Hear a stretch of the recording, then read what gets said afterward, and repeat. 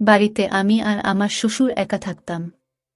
রোজ রাতে আমার শ্বশুর আমাকে একটা নতুন বেডশিট দিয়ে যেত আর বলতো, বৌমা, এটাতে ঘুমাও, আর সকাল হলে বেডশিটটা একটা ব্যাগে ভরে নিয়ে চলে যেত।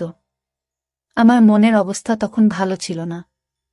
আমি বিধবা হয়েছিলাম, 1 মাসও হয়নি, কিন্তু একটা জিনিস খুব আশ্চর্যের ছিল, যখনই আমি ওই বেডশিটে শুতাম আমার খুব ঘুম চলে আসত। রোজ একই কাজ করতে করতে আমি ক্লান্ত হয়ে পড়েছিলাম। একদিন আমার শ্বশুর বেডশিট দিয়ে চলে গেল, কিন্তু আমি বেডশিটটা বিছানায় পাতলাম না, আর ঘুমানোর নাটক করলাম। আর তার 4 মিনিট পর আমার সাথে যা হলো তা জানলে আপনি ভয়ে কেঁপে উঠবেন। তো বন্ধুরা, ভিডিওটি শুরু করার আগে আপনি যদি আমার এই চ্যানেলটির নতুন দর্শক হয়ে থাকেন তাহলে চ্যানেলটি সাবস্ক্রাইব করবেন। আমার নাম রচনা। আমার পরিবারে আমি আর আমার কাকা ছাড়া আর কেউ বেঁচে নেই। কাকা আমার বিয়ে দিয়ে দিল, কিন্তু আমার কাকা কোনো খারাপ মানুষ ছিলেন না, মানে খুব ভালো মানুষ ছিলেন। আমার 17 বছর বয়সে বিয়ে হয়। আমি খুব সুন্দরী ছিলাম, কিন্তু উনি আমার জন্য যে পরিবার পান তারা খুব বড়লোক ছিল না, আবার গরিবও ছিল না, কিন্তু ওনার আর কিছু করার ছিল না, কারণ আমার কাকিমা একদম ভালো মানুষ ছিল না। কোনো ভালো সম্বন্ধ এলে আমার কাকিমা বলতো, আগে নিজের মেয়েদের কথা চিন্তা করো, একে তাড়াতাড়ি বাড়ি থেকে বিদায় করো, না হলে আমার মেয়েদের জন্য ভালো সম্বন্ধ পাবো না।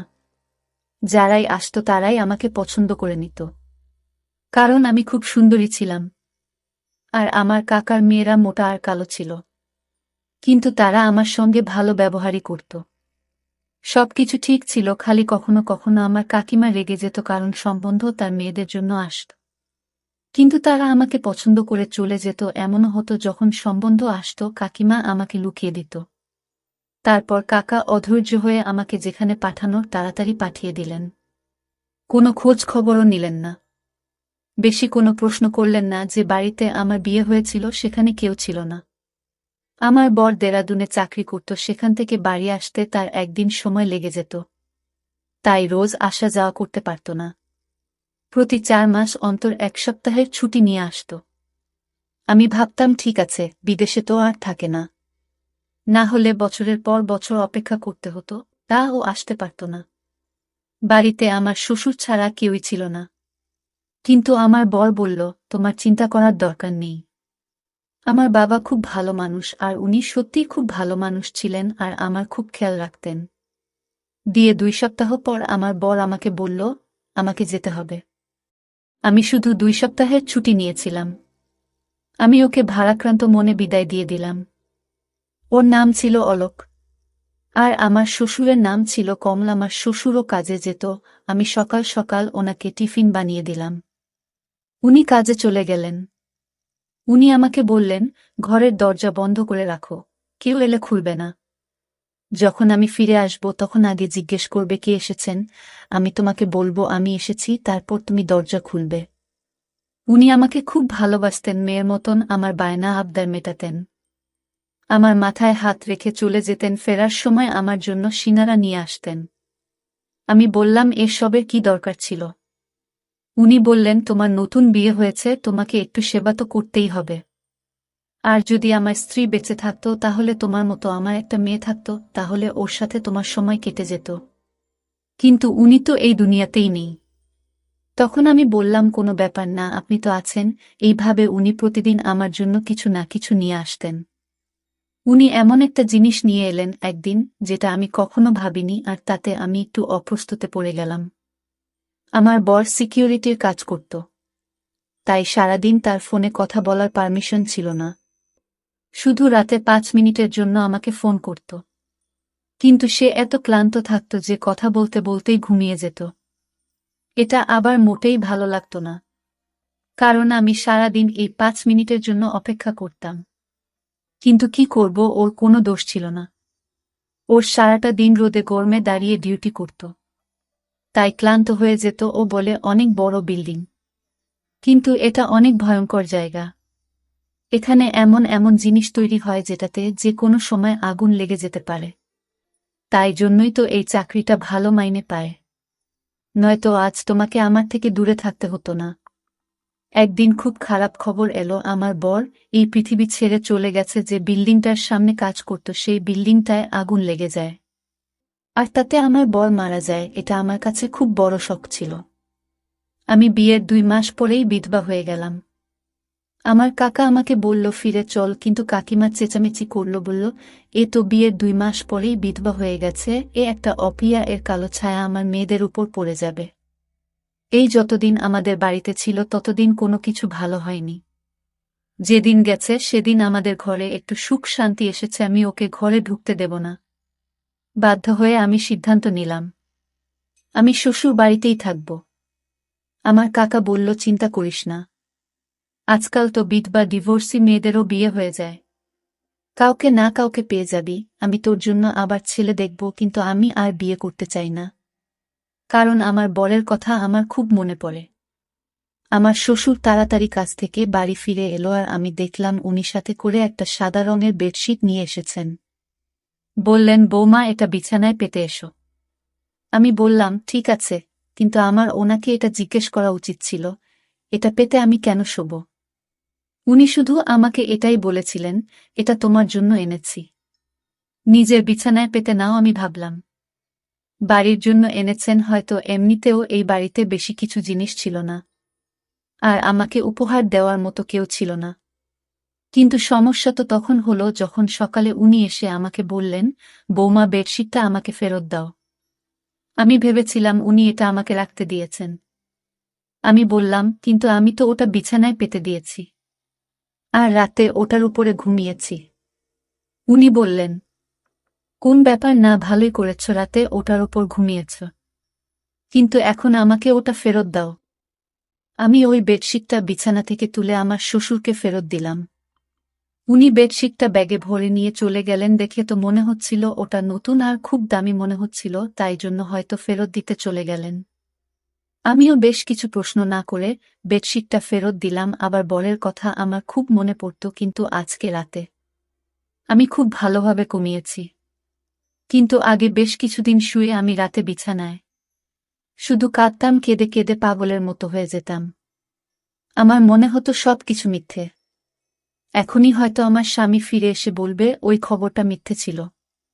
আমি তো একদম ঠিক আছি, আমার তো কিছুই হয়নি, কিন্তু এগুলো শুধুই মন বোঝানো কথা। এরকম ভাবে কি কেউ ফিরে আসে? জীবন বড় খারাপ জিনিস, মানুষের সাথে ন্যায় বিচার করে না, উল্টে মানুষকে এমন পরিস্থিতির মধ্যে ফেলে দেয় যেটার জন্য সে প্রস্তুত ছিল না। আমি তো কখনো ভাবিনি যে আমি এত তাড়াতাড়ি বিধবা হয়ে যাব। আর আমার স্বামী, যার সাথে আমি মাত্র 2 সপ্তাহ কাটিয়েছি, সে এই পৃথিবী ছেড়ে চলে গেল। আমার মনে শুধু একটাই আশা, হয়তো আমি মা হতে চলেছি। আমার স্বামী মারা গেছে মাত্র 1 মাস হয়েছে। কিছুদিন আর যদি বাঁচত তাহলে হয়তো আমি নিশ্চিত হয়ে যেতাম যে আমি সত্যিই মা হতে চলেছি নাকি সেটা নয়, কারণ যখন আমার স্বামী ফিরে গিয়েছিল তার 20 দিন আগে সে আমার কাছে ছিল, আর তার যাওয়ার 2 দিন পরই খবর এলো যে সে আর বেঁচে নেই।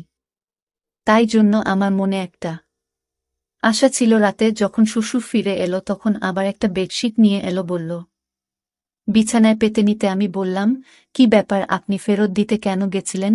উনি বললেন যে দোকান থেকে আমি এই বেডশিটটা নিয়েছিলাম, ওই দোকান থেকে আমার বন্ধু ও বেডশিট নিয়েছিল, কিন্তু ও বোন বাবা ওটা দাম কমে গিয়েছে, আর আমারটা দাম বেশি নিয়েছে, তাই আমি ওটা নিয়ে ঝগড়া করতে গেছিলাম। দোকানদার আমাকে 2 টাকা ফেরত দিয়েছে, তুমি গিয়ে শুয়ে পড়ো। আমি বললাম ঠিক আছে। আমি আবার বেডশিটটা পেতে নিয়ে শুয়ে পড়লাম। এমন ঘুমান না, একেবারে সকালে গিয়ে ঘুম ভাঙল। কিন্তু সকালে আমার শরীরটা ভালো লাগছিল না। আমার মনে হচ্ছিল আমি মা হতে চলেছি। তখন আমার মাথাটাও ঘুরছিল, আর গা হাত পা ব্যথা করছিল। কিন্তু সকালে যখন জল খাবার বানাচ্ছিলেন, শ্বশুর আবার এসে বলল বেডশিটটা ফেরত দাও। আমি অবাক হয়ে গেলাম। আমি ওনাকে কিছু জিজ্ঞেস করতে গেলাম তো উনি বললেন আবার এখন টাইম নেই, তাড়াতাড়ি ওটা নিয়ে আসো। আমি তাড়াতাড়ি ওটা এনে ওনাকে দিয়ে দিলাম। উনি কোনো উত্তর না দিয়ে বাজারে চলে গেলেন আর বললেন আমার অনেক কাজ আছে বোমা, তুমি নিজের খেয়াল রেখো। আমি ভাবলাম এসব কি হচ্ছে, কখনো ফেরত দিতে চলে যান, কখনো নিয়ে চলে আসেন, জানি না উনি কি করছেন। বুড়ো মানুষ, এরা খুব সহজেই অন্য লোকের কথা বিশ্বাস করে। যখন বেডশিটটা নিয়েছে তখন চুপচাপ রেখে দিন। 1-2 টাকার জন্য এত ঝামেলা করার কি আছে? আজকাল তো 2 টাকায় একবার খাবারটাও হয় না। কিন্তু আমার শ্বশুরকে কে বোঝাবে? আমার শরীরটা পুরো দিন খারাপ হয়ে রইল। আমি মনে মনে খুশি হলাম যে আমি মা হতে চলেছি। আমি এই জন্য খুশি হয়েছিলাম যে আমার স্বামীর কিছু না কিছু চিহ্ন তো আমার কাছে থাকবে।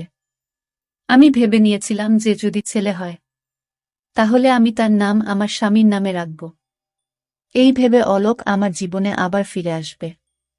কেউ তো আমার নিজের হবে, না হলে তো আমার জীবনে নিজের বলে কেউ নেই। একমাত্র স্বামী ছিল সে, ও এই পৃথিবী ছেড়ে চলে গেল। আমার শ্বশুর তো রুটিন বানিয়ে ফেলেছিল। উনি রাতে আমাকে পেয়েছি দিতেন, আবার সকালে ফেরত চেয়ে নিতেন, আর আমি এমন ঘুমিয়ে পড়তাম যে আবার কোনো হুঁশ থাকত না। আমি কোথাও শুনেছিলাম যে যখন মহিলারা হয় তখন তার খুব ঘুম পায়। তাই জন্য আমি অন্য কিছু না ভেবে এই সব নিয়েই বলেছিলাম, কিন্তু 1 সপ্তাহ পর আমার এই আশাটা ভেঙে গেল। আমার মন খুব খারাপ হলো। আমি গর্ভবতী ছিলাম না, আমার স্বামীর কোনো চিহ্ন আমার কাছে রইল না। আমার খুব বেশি আফসোস লাগছিল, খুব কাছে ছিলাম। শ্বশুরকে এসব কিছুই বলিনি, কিন্তু উনি জিজ্ঞেস করলেন কাঁদছ কেন? আমি বললাম না, কিছু না। কিন্তু আবার আমি চিন্তা করতে লাগলাম, যদি আমি গর্ভবতী হব তাহলে আমার এত কেন ঘুম পায়, আমার শরীর এত ব্যথা হয় কেন?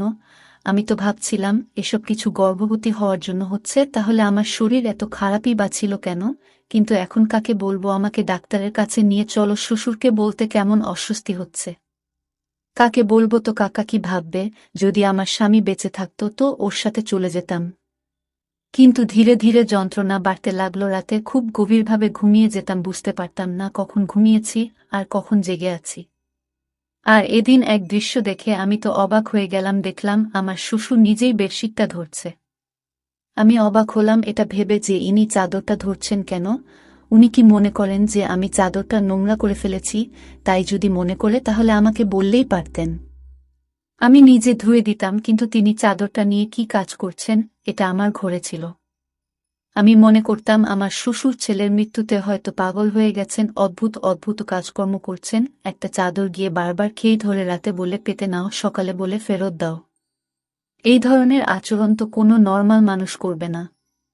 কিন্তু আমি কিছু বলতাম না, কারণ আমার থেকে বেশি ক্ষতি ওনার হয়েছিল।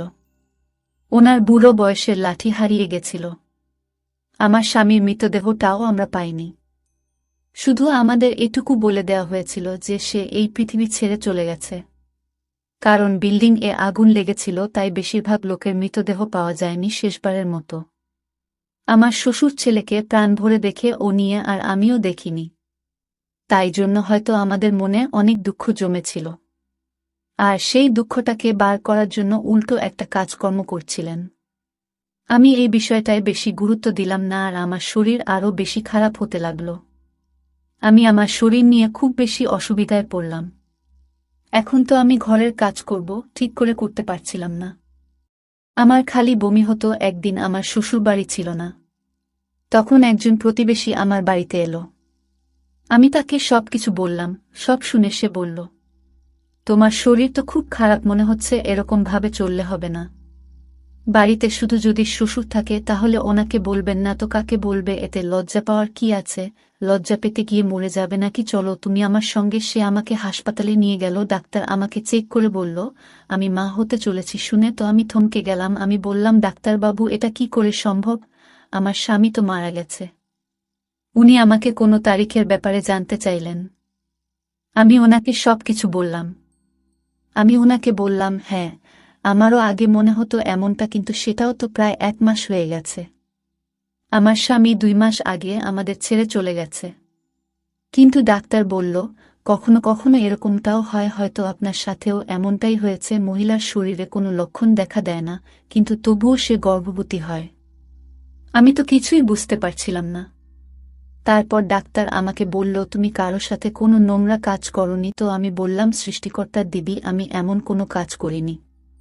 আমি তো আমার স্বামীকে খুব ভালোবাসতাম। আর আমি ওনাকে বললাম, আমাদের বাড়িতে তো আমার বউ শ্বশুর ছাড়া আর কেউ থাকে না, আর আমি কোথাও যাওয়া আশাও করি না। ডাক্তার বলল, ঠিক আছে, দেখো, কিছু মনে করো না। এসব ক্ষেত্রে এই ধরনের প্রশ্ন করা হয়। কিন্তু তুমি মা হতে চলেছ, এটা একদম নিশ্চিত। এখন আমি এটা জানি না যে তুমি আমাকে মিথ্যা কথা বলছো নাকি তুমি তোমার তারিখটা বলতে ভুল করছো। আমি আবার হিসাব করতে শুরু করে দিলাম। কিন্তু আমার হিসাব মতো এই বাচ্চাটা আমার স্বামীর ছিল না। আমি ডাক্তারকে মিথ্যা বলে দিলাম, কারণ ডাক্তার হয়তো আমার বদনাম করে দেবে। আমার সঙ্গে আমার পাড়ার মহিলা ছিল, সে বলেছিল সে প্রায় এই ডাক্তারের কাছে আসে, এখন তো সে বাইরে বসেছিল। কিন্তু না জানি যদি কালকে আমার ব্যাপারে কিছু জিজ্ঞেস করে নেয় তাহলে কি হবে। আমি বললাম, আপনি ঠিক বলেছেন, আমি তারিখ গুনতে ভুল করেছি। ডাক্তার আমাকে কিছু ওষুধ লিখে দিলেন আর বললেন, আপনার শরীর একটু বেশি খারাপ অবস্থায় আছে, আপনার নিজের প্রতি অনেক যত্ন নিতে হবে। কিন্তু আমি এটা ভেবে পাচ্ছিলাম না যে বাচ্চাটা কার। যখন থেকে আমার স্বামী মারা গেছে তখন থেকে আমার সাথে এসব কি হচ্ছে। একটা অদ্ভুত ঘটনা আমার সাথে ঘটেছিল, যেটার সাথে আমার শ্বশুর জড়িত ছিল। এটা তো ছিল চাদরের ব্যাপারটা, আর একটা ছিল আমার অজ্ঞান হয়ে যাওয়ার মতো ঘুম পাওয়া।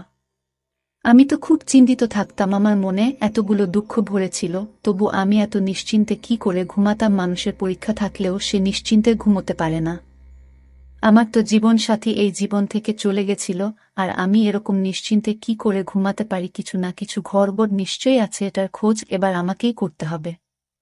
এবার আমি ভেবে নিয়েছিলাম যে আমাকে কি করতে হবে, যেটা আমি করছি না, আর সেটা আমার করা উচিত ছিল না। অর্থাৎ একদিনের জন্য আমার রুটিনটা বদলাতে হবে। আর আমার রুটিনটা বদলে ফেললাম, আমি রাতের খাবার খেলাম না। কি জানি, হয়তো আমার খাবারের সঙ্গে কিছু মিশিয়ে দেওয়া হচ্ছে। আমি এটা ভেবে পাচ্ছিলাম না এসব করবে। আমার শ্বশুর আমাকে আবার ওই একই বেডশিট এনে দিল। এখন তো বেডশিটটা অনেক পুরনো হয়ে গিয়েছিল, তাও আমার শ্বশুর ওটাকে এমনভাবে ব্যাগে ভরে আনত যেন নতুন। জানি না ওটাকে নিজের সাথে নিয়েই ঘুরে কেন। আমি বললাম, ঠিক আছে, আমি ওটা পেতে শুয়ে পড়ব। কিন্তু আজ আমি বেডশিটটা না পেতেই বিছানায় শুয়ে পড়লাম। কিন্তু আমি আশ্চর্য হলাম, আজ আমার ঘুম আসছিল না। আমি বুঝতে পারছিলাম না তাহলে কি আমার ঘুমের সাথে এই বেডশিটের কোনো সম্পর্ক ছিল। এসব কি হচ্ছিল আমার সাথে। আমার তো মোটে ঘুম আসছিল না। দেখতে দেখতে রাত একটা বেজে গেল, বাইরে কোনো আওয়াজ নেই। কিছুক্ষণ পর একটা আওয়াজ এলো। আমি ভাবলাম হয়তো শ্বশুর জল খেতে বা বাথরুমে যাওয়ার জন্য উঠেছেন। কিন্তু কেউ যেন আমার ঘরের দিকেই আসছিল, আর ঘরের ভিতর ঢুকে পড়ল। ঘরের লাইট বন্ধ ছিল। আমি জোরে জোরে নিঃশ্বাস নিয়ে ঘুমানোর অ্যাক্টিং করছিলাম, কারণ আমি দেখতে চাই এটাকে। এমনিতে আমার খুব ভয় করছিল। আমার ঘরে তার কি কাজ ছিল। কিন্তু কিছুক্ষণ পর যখন সেই ব্যক্তি আমার পাশে এসে শুয়ে পড়ল আর আমাকে জড়িয়ে ধরল, তখন আমি চিৎকার চেঁচামেচি করতে শুরু করে দিলাম। তারপর লাইট জ্বেলে দেখতেই আমি চমকে গেলাম, কারণ সেই ব্যক্তি অন্য কেউ নয়, বরং আমার শ্বশুর ছিল। ওই চাদরটার দিকে দেখলেন আর রেগে গিয়ে আমাকে বলেন, আজকে চাদরটা পাতনি কেন। আমি আরও চমকে গেলাম, কিভাবে কথা বলছে আমার শ্বশুর আমার সাথে। আমি চিৎকার করছিলাম। উনি বললেন, নোংরা মহিলা একটা, চেঁচাচ্ছিস কেন। আমি পুরোপুরি ঘাবড়ে গেছিলাম। আমি বললাম, আপনি এসব কি করছেন। আমার শ্বশুর ঘাবড়ে গেল। আমি আরও জোরে জোরে চিৎকার করা শুরু করে দিলাম। পাড়ার লোকজন সবাই এসে আমাদের দরজা খটখট করতে শুরু করে দিল। সব কি হচ্ছে। সেই মহিলারা আর তার স্বামী বাড়ির ভেতরে ঢুকে পড়ল, যার সাথে আমার একটু বন্ধুত্ব হয়েছিল। আমি ওদের চিৎকার করে শুধু এটুকু বললাম, পুলিশকে ডাকো, ইনি আমার ইজ্জতের উপর হামলা করেছেন। ওরা তো হকচকিয়ে গেল। সারা পাড়ার লোক জড়ো হয়ে গিয়েছিল। পাড়ার লোকেরা সবসময় বিরক্ত থাকত। তারা চোর বা এই ধরনের অপরাধী পেলে তাকে মেরে মেরে তার উপর সব রাগ উগরে দিত। আমার শ্বশুরকেও ওরা ঘিরে ফেলেছিল। তারা বলেছিল, এই পাড়ায় সবাই ভদ্রলোক থাকে, আপনি আপনার বৌমার সাথে এসব কি করছেন। তাছাড়া আমি ওই মহিলাকে আগেই বলেছিলাম আমি মা হতে চলেছি, আর আমি জানি না এই বাচ্চাটাকে। আর আমার শ্বশুর এবার মুখ খুললেন। উনি বললেন, উনি চাদরে ঘুমের ওষুধ মিশিয়ে নিয়ে আসতেন। যখন ওষুধটা আমার নিঃশ্বাসে যেত তখন আমি অজ্ঞান হয়ে যেতাম। আর উনি রোজ আমার ইজ্জতের উপর হামলা করতেন। যবে থেকে আমার স্বামী মারা গেছে তবে থেকে উনি আমার সাথে এটা করছেন। আর এই বাচ্চাটা, উনার সবাই নিজের কানে হাত দিয়ে ছিছি করতে লাগলো। কেউ কেউ বলল, এই ব্যক্তিকে পাড়া থেকে বের করে দাও। কিন্তু আমি আওয়াজ উঠালাম। আমার কাকাকে ও ডাকলাম। আমি বললাম, আমি আত্মহত্যা করব। যদি এই ব্যক্তির শাস্তি না পায় যে কিনা আমার উপর হামলা করেছে, আমি তো এটা নিজে বাবা মনে করতাম। আমার কাকা বলল, এবার তোমার কাকিমা যাই বলুক, পুরো দুনিয়া তোমার বিপরীতে চলে গেলেও আমি তোমাকে আর কিছুতেই এখানে থাকতে দেব না। আমার শ্বশুরকে পুলিশ নিয়ে গেল, আমি আমার কাকার বাড়ি চলে গেলাম। কিন্তু আমি সবসময় টেনশনে থাকতাম, এটা আমার কি হয়ে গেল? আমি তো জীবনে কোনো অসৎ কাজ করিনি, কিন্তু আমার ভাগ্য কেন এরকম হলো? এখন আমার পেটের বাচ্চাটা আমার কাছে নিজের উপর অভিশাপ বলে মনে হচ্ছিল। এখন আমি এই বাচ্চার কি পরিচয় দেব? এই বাচ্চার পরিচয় দেওয়ার মতো কিছুই আমার কাছে রইল না। কিন্তু আমার বিবেক সব সময় আমাকে